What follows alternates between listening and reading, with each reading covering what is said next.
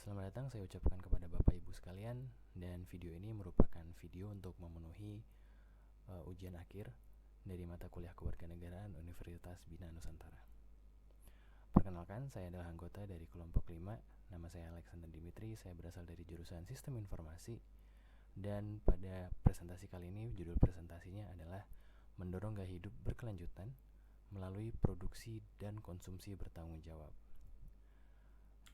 Adapun agenda dari presentasi kali ini adalah rumusan masalah yang akan pertama kali dijelaskan, dilanjutkan dengan penjelasan mengenai hasil temuan di lapangan, lalu dilanjutkan lagi oleh solusi yang ditawarkan, dan ditutup dengan refleksi pribadi. Kita langsung ke agenda pertama kita.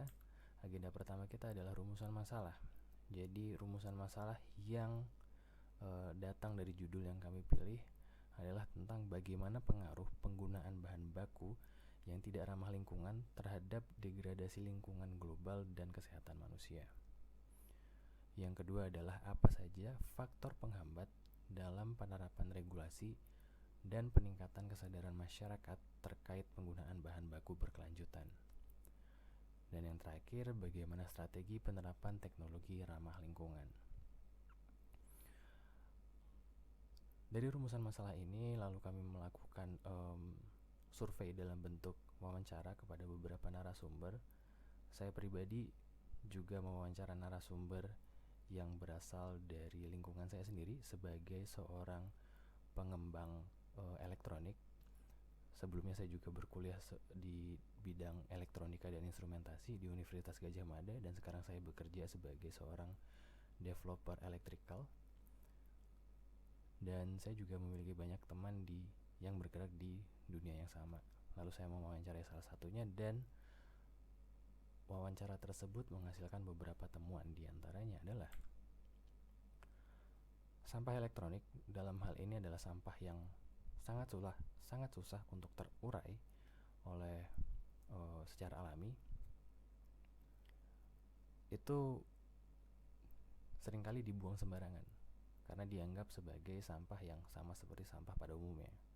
Padahal seharusnya sampah elektronik dan komponen-komponen elektronik lainnya itu dibuang di tempat yang sesuai agar dapat didaur ulang atau digunakan kembali, agar supaya komponen pencemaran ini tidak tersebar luas dan tidak terkontrol gitu. Alasan dari kenapa sampah elektronik ini dibuang sembarangan adalah karena masyarakat belum tahu juga gimana caranya memperlakukan sampah elektronik yang baik dan benar.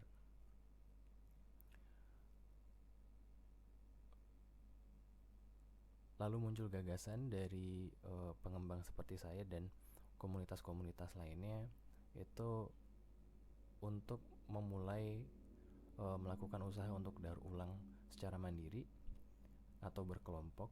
Jadi mereka mengumpulkan sampah-sampah itu, lalu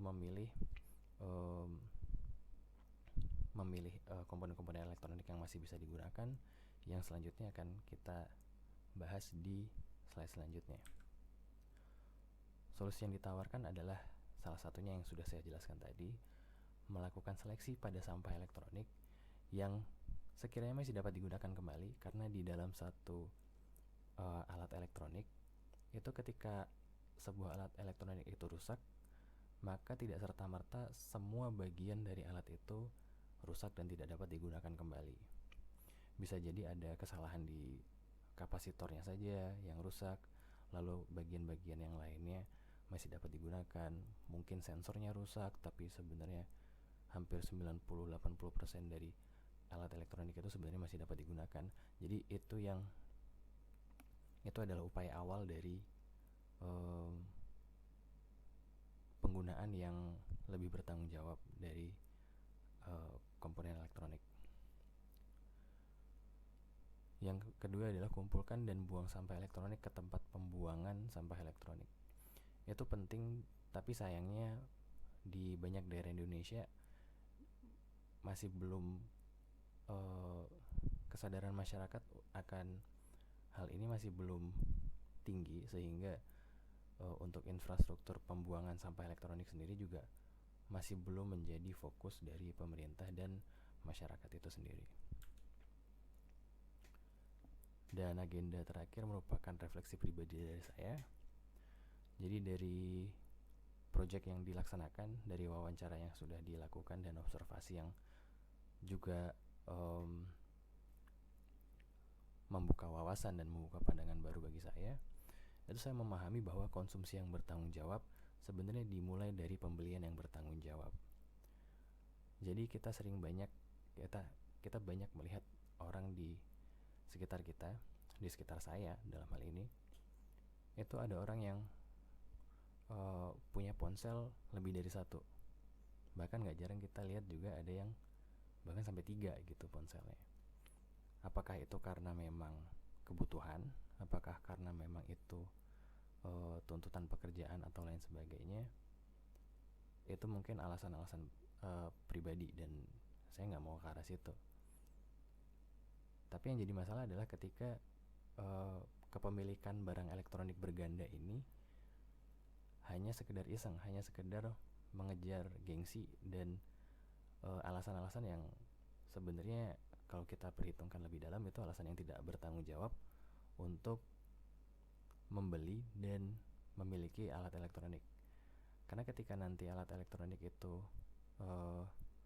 rusak dan masyarakat pada umumnya juga cenderung tidak tahu bagaimana memperlakukan alat elektronik yang rusak dengan benar, maka itu akan berpotensi menjadi pencemaran lebih lanjut lagi, dan itu akan memberikan efek domino yang sangat rumit. Dan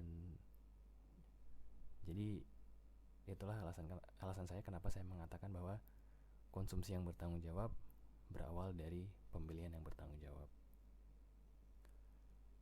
Lalu refleksi kedua adalah lebih memperhatikan bagaimana memperlakukan barang yang rusak atau sudah tidak digunakan. Ini berlaku tidak hanya untuk barang elektronik, tapi juga barang-barang lainnya. Sesederhana pakaian. Pakaian kita tidak semuanya, apalagi pakaian-pakaian modern, itu tidak semuanya berasal dari bahan-bahan organik. Seperti kaos-kaos pada umumnya mungkin kita mengenal kaos itu bahannya adalah dari katun, adalah bahannya dari bahan organik gitu, dari benang-benang yang berasal dari ulat-ulat gitu kan. Tapi kenyataannya di era modern banyak kaos yang bahannya adalah plastik. Jadi barang yang sudah tidak kita gunakan itu kita harus pertimbangkan lagi bagaimana cara kita memperlakukannya, bagaimana kita cara membuangnya, bagaimana cara kita mengolahnya kembali. Jadi